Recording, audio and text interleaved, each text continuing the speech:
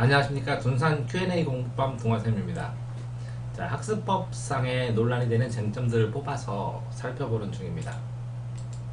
이제 네 번째 시간인데요. 자, 먼저 선행학습, 선수학습인데요. 예습의 개념이 있고요. 예습. 미리 보는 거죠. 미리. 예습은 뭐 6개월 정도 전 걸 공부하면 예습으로 봅니다. 이제 선수학습을 먼저 수행한 학습을 6개월로 보기도 하고요. 6개월 전이면 예습, 6개월까지는 선수학습, 6개월이 넘어서 2년 정도가 앞서면 선행학습, 1, 2년 이렇게 얘기를 합니다. 선행학습을 하는 거는 선행학습 할 수 있는 능력이 됐을 때 하는 거고요. 보통은 예습을 하는데 할 건일수록 복습이 중요하고요. 복습을 충분히 하고 시간이 남았을 때 그 다음에 하는 게 예습이겠죠. 예습을 하고도 충분히 시간이 남으면 선수학습, 선행학습 이런 단계로 접어듭니다. 자, 해도 안 되는 것인가 덜 한 것인가, 그러니까 시간으로 똑같이 야자 10시간 10시까지 하고 합니다. 근데 이게 시간당 효율이 문제예요. 자, 상위권은 진짜 하루에 책을 2권, 한 권을 보게 되고 하위권은 하루에 10문제 풀기가 힘듭니다. 그 전에 반복돼서 속도를 증가시키거나 속도를 증가시킬 수 있는 기본 체력, 공부 체력을 만들지 못했기 때문에 속도를 증가시킬 수 못하고, 그러니까 양을 다 감당하지 못하고 다 보지 못하니까 이만큼만 보고 시험 보니까 당연히 반복도 안 되니까 성적이 낮은 거겠죠. 자, 그러니까 충분히 공부를 했을 때는 덜한 것이 아니라 그 방법론상의 문제로 방법을 조금 잡아줘야 할 필요성도 있고요. 방법 자체만이 아니라요. 그러니까 공부를 할 수 있는, 그러니까 더 할 수 있는 시간적 공간, 그러니까 낭비되는 시간을 찾는 것, 그러니까 효율적으로 낭비되는 시간을 없애는 것, 낭비되는 시간, 동선, 아니면 낭비되는 교육, 아니면 과목 학습, 이런 것들을 조절하는 게 중요할 수 있습니다. 자, 모의고사를 보면 유달리 점수가 잘 나오는 애들이 있습니다. 그럼 실력인가 감인가? 그럼 실력입니다. 실력. 그러니까 본인이 쌓아놨던 실력이 표출되는 것이겠죠. 그런데 직접적으로 내신을 공부하거나 그렇게 하지 않았을 때, 그랬을 때 이 내신은 안 나오지만 이 모의고사 점수가 잘 나오는 경우가 있습니다. 그러면 그 가장 큰 게 독해력이죠. 글을 읽는 것, 글을 받아들이는 게, 이게 바탕이 돼서 독해를 하고, 또는 여기 플러스 30%가 독해 실력에서 70%라면 30%는 문제를 접근하는, 시험지를 읽는 방법도 굉장한 영향을 주는데, 이 접근하는 방법, 시험지를 묻는 방법, 시험 문제 구조를 이해하는 방법, 시험이 무엇인지 알고 있는 거, 이런 것들도 중요한데, 이런 부분도 따로 학습을 해야 되는데 실제적으로 이제 가르치지는 않고 있습니다. 그래서 이 부분을 접근을 해주고, 그 다음에 이 우선순위를 한 다음에 이거를 채워주고 있는데요. 고3들 경우에는요. 이렇게 감도 실력이다. 감 자체가 실력이다. 왜? 실력은 똑같으니까 실수를 안 하는 게 감이다. 실수를 넘어서 모르는 거를 찍어서 맞출 수 있었을 때, 왜? 이게 답이 아니기 때문에 결론적으로 이게 답일 수밖에 없다는 추리를 할 수 있는 것, 그게 실력이겠죠. 감이. 자, 이과 문과를 정할 때요, 수학을 잘하면 이과 가고 수학을 못하면 문과 가고 이렇게 나누기도 하는데, 실제적으로 문과인데 수학을 잘하게 되면 굉장히 덕을 많이 보죠. 왜 그러냐면 수학을 못하는 애들이 모여있기 때문에 내신을 굉장히 잘 딸 수가 있습니다. 근데 결국은 이게 직업과 관련되죠. 어느 직종으로 갈 것이냐, 그러니까 장기 계획으로 이걸 짜야 되는데 장기 계획을 알 수가 없으니까, 해본 적이 없으니까, 아이들 재능을 판단할 수 없으니까 문과 이과를 성적으로 나누는데, 그러니까 그 다음에 이제 자기 적성과 맞는 걸 찾는 경우가 쉽지 않죠. 그래서 이게 고1 정도에는 정해줘야, 과를 정해줘야, 그래야 스펙도 쌓고 아이의 어떤 생활 스케줄이나 아니면 진로 적성도 키워주고 해나가는데, 고1 전에 정해줘야 되는데 이게 안 돼서, 왜 그러냐면 대다수 그렇습니다. 성적이 낮는데 하고 싶은 건 이겁니다. 그래서 올라갈 때까지 정하지를 못합니다. 올라갈 가능성이 있으면 버리지를 못합니다. 그렇기 때문에 충분히 중학교 때부터 공부를 해나가고 그런 애들은 이렇게 문과이과를 명확하게 정할 수 있는데, 그렇지 않은 학생들 경우에는 성향을 보고 정하기보다는 그 성적을 보고 정하는 게 현실입니다. 자, 이게 장기 목표와 단기 목표로 봤을 때요. 이렇게 단기 목표는 지금 맛있게 먹는다. 장기 목표는 돈을 번다. 돈을 모은다. 맛있는 거 사 먹으면서 돈 모으고 이렇게 충돌될 가능성이 항상 존재를 합니다. 그런데 목표를 짤 때도 이렇게 목표 단기에 따라서 일주일 목표, 한 달 목표, 세 달 목표, 분기 목표, 1년 목표 이렇게 짜고 그런 1년 목표가 또 다르게 2년 목표 이렇게 3년 목표를 만들어 놓고 실제적으로 해야 개선 가능성이 있는 학생도 많은데 단기로 이렇게 중간고사만 딱 보고 하니까 오르죠. 잠깐 오른 다음에 정체되죠. 그러면 학원 바꾸죠.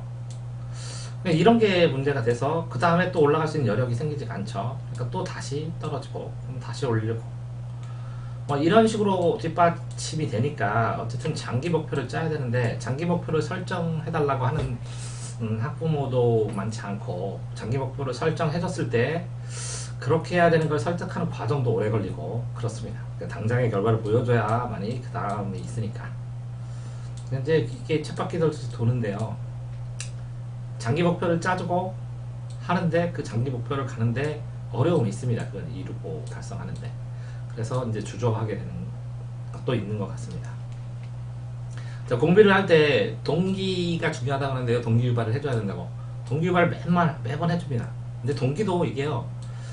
작은 동기가 있고 큰 동기가 있습니다. 작은 동기는 언제든 만들어줄 수 있습니다. 작은 이벤트로.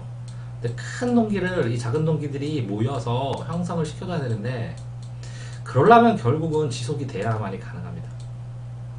그 동기는 지속을 해서 성공을 맛보고 그 성공이 또 지속이 돼서 작은 성공들 때문에 그래서 가능성을 믿고 스스로를 믿고 스스로를 신뢰하기 시작하면 스스로가 만들어둔 동기가 진짜 동기인데요. 스스로 만든 동기를 만드는 기간까지가 오래 걸립니다.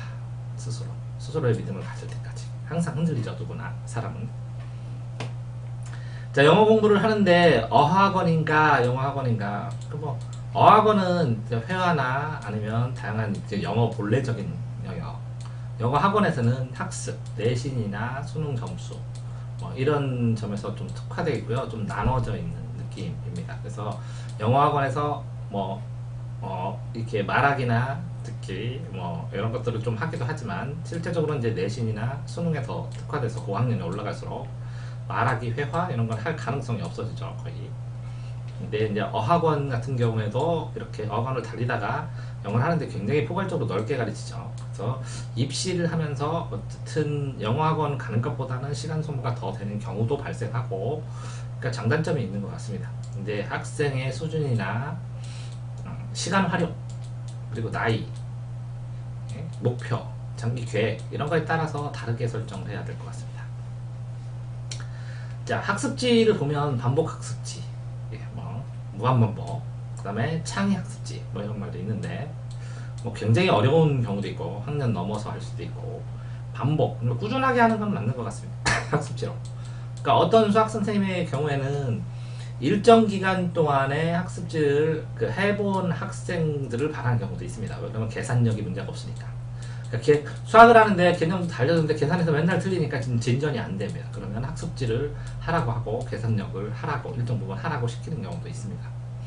창의 학습집은 이렇게 계산이나 이런 게 다 완성됐을 때 이제 더 추가적으로 원리를 발견하거나 추가적으로 아이디어를 훈련하거나 그럴 때 했는데 이제 학습지를 꾸준하게 그냥 본능적으로 시키고 광고도 잘하고 꾸준하게 오니까 안 할 바에는 이거 시키다가 이제 밀리거나 쌓이면 이제 문제가 되죠.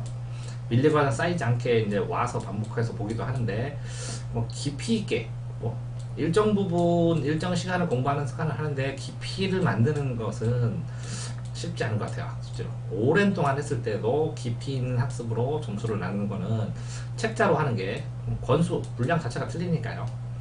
이게 학습지 양이 조금 적은 양이니까 부담 없을 거라고 생각하는데 쌓이면 많죠. 근데 이 학습지 양을 책으로 푸는 사람들도 있습니다. 그러니까 개념 자체가 틀립니다. 여기랑 학습지를 풀어야 되는 수준과 책으로 풀어나가는 수준은 다르기 때문에 비교 자체를 할 수가 없습니다.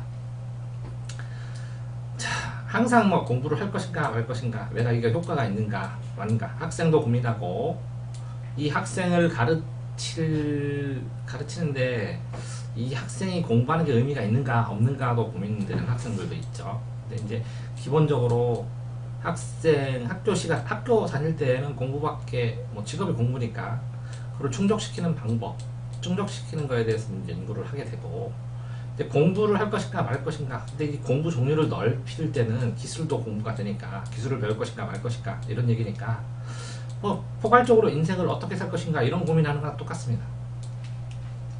공부는 즐거움인가, 공부하는 즐거움 찾기 시작하면 이제 정신없이 자기가 하죠. 근데 이 고통을 수반합니다. 피할 수 없이.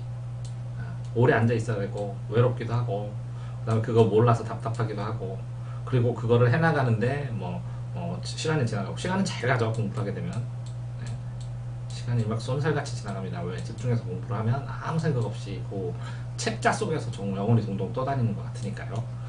근데 그렇게 완전히 고통을 뛰어넘는 단계가 되기 전에는 항상 고통스럽죠. 이걸 왜 오래 해야 되나.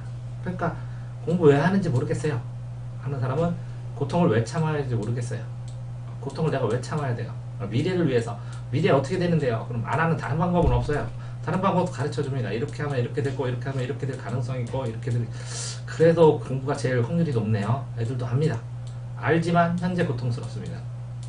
그래서 고통을 줄이는 거는 욕심을 줄이고 순차적으로 잘라서 나누어서 단계적으로 조금씩 반복하면서 익숙해질 때까지 이렇게 해줘야 되는데, 이게 조절하는 게 쉽지 않습니다. 자, 공부는 요령인가 과정인가, 공부법, 공부 방법. 공부 방법만 배우는 학생도 있어요. 공부 방법이 도사가 됐는데 하지는 않아요, 정작. 이 공부 방법을 과정상으로 습득시키기 위해서 하나하나 순차적으로 가르쳐주기 위해서 공부방을 차리고 공부방에서 계속 연습을 시키려고 하는 건데요.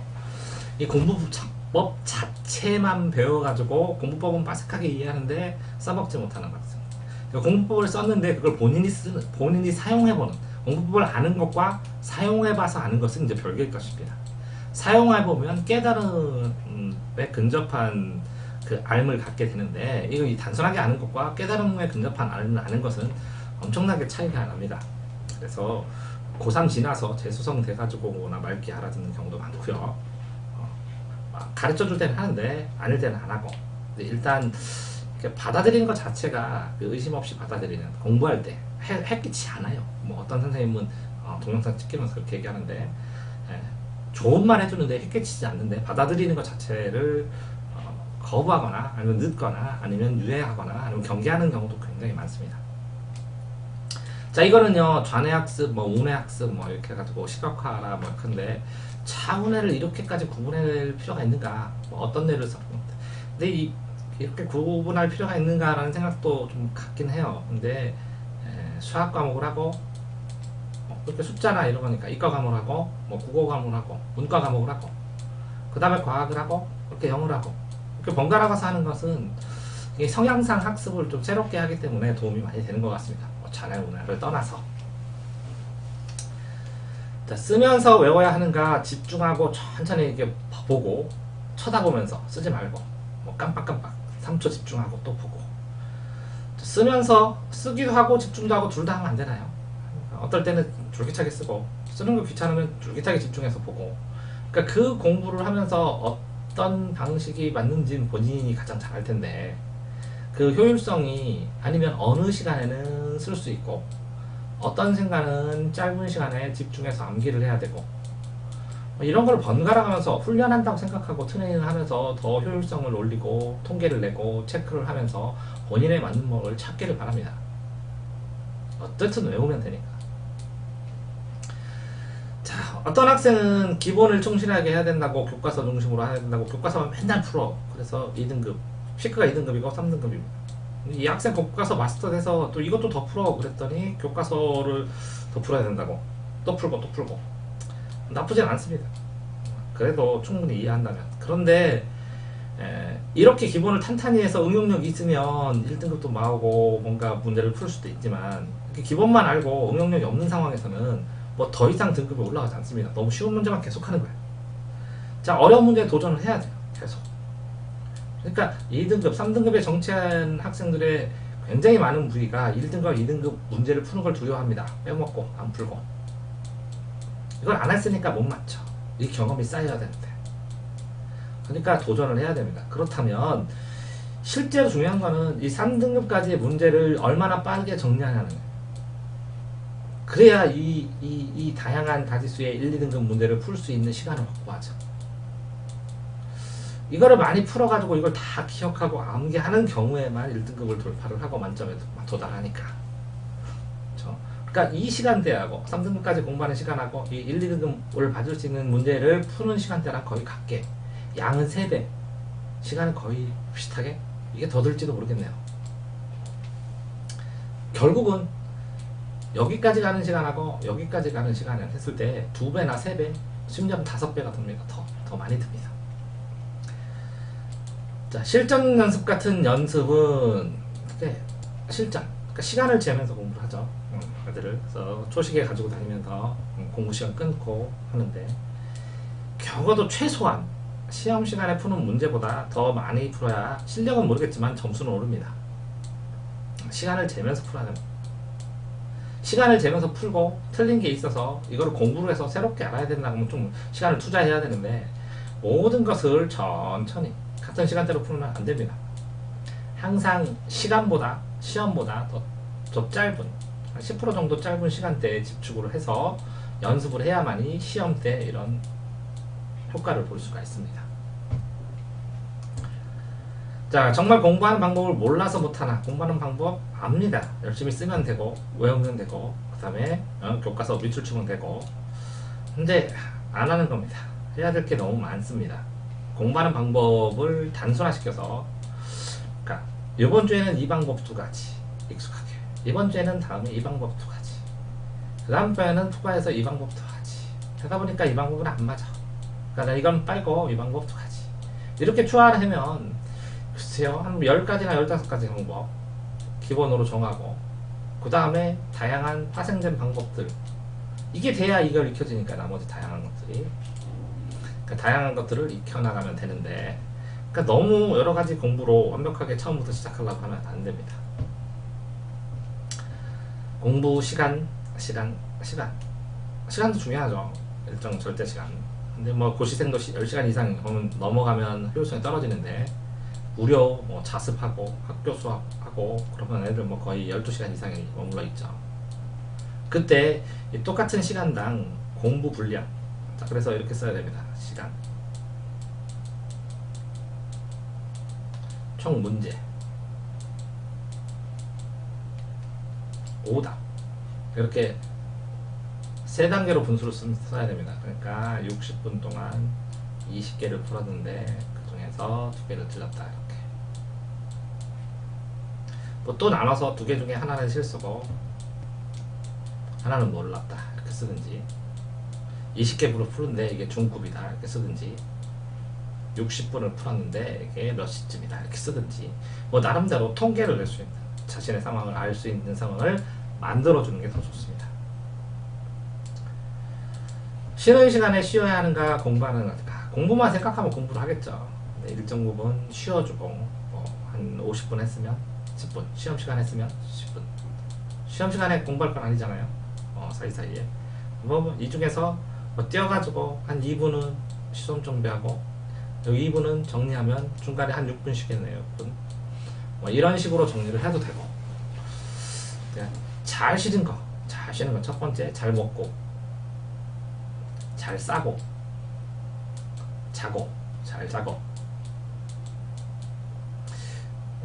잘 먹고, 잘 싸고, 잘 자고, 이 3개가 바탕이 돼야, 그래야 공부를 하는데 아무 문제가 없죠. 자, 어쨌든 다음에 이제 직접 체험인가 간접 체험인가, 공부를 하게 되면 뭐 직접 체험인데 공부 자체가 간접 체험인 게 맞죠. 직접 체험을 하면 뭐 누구나 받아들이겠는데, 직접 체험도 본인의 상황에 따라서 받아들이는 게 다른데, 하물며 간접 체험. 근데 간접 체험에서 열린 마음으로 그걸 얼마나 먼저 받아들이고 다 이해한 다음에 다시 이 받아들인 걸 바탕으로 이제 완전히 이해했다, 내 생각이 이런데 이거랑 비교해서 맞춰보자. 이렇게 되는데 이렇게 완전히 받아들였다. 이거 자체의 강도가 약합니다. 그러니까 이 기준으로 봅니다. 여기까지 안 갑니다. 그래서 역지사지가 힘든다는 것처럼 내가 남의 입장을 이렇게 이해해야 되는 게 힘든 것처럼 남이 이야기한 걸 이렇게 통째로 받아들이는 경우가 드물죠. 그럼 받아들인 다음에 다시 내 거랑 비교해보면 되는데 내 거는 분명히 살아있는데 남의 걸 받아들이더라도 내 거는 충분히 살아있는데 남의 걸 불안정하게 받아들이고 방법이 이상한데? 라고 얘기하는 경우가 흔하죠. 더. 경쟁인가 자신만의 할 것인가 또 뭐 자신 혼자 고독한 싸움이라고 공부는 그러는데 결국은 경쟁이 돼버리죠. 그럼 경쟁을 하게 되는데 경쟁을 해서 공부를 하다 보니까 자신과의 도전과 싸움이 되게 버리죠. 뭐 같은 말인 것 같습니다. 이거는 개인의 측면에서 이건 사회의 측면에서 보니까. 자, 초점은 호기심이 가득한 질문인가 스스로의 대답인가. 무슨 뜻이냐면 어떤 것에 대해서 본인이 질문을 할 수 있다는 것은 이 앞에 거를 다 이해했다는 겁니다. 이해하고 이 뒷부분을 찾았다는 거예요.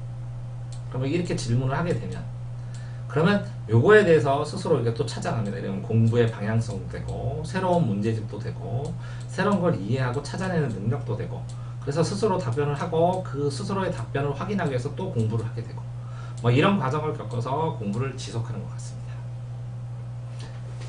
좋다 하겠습니다.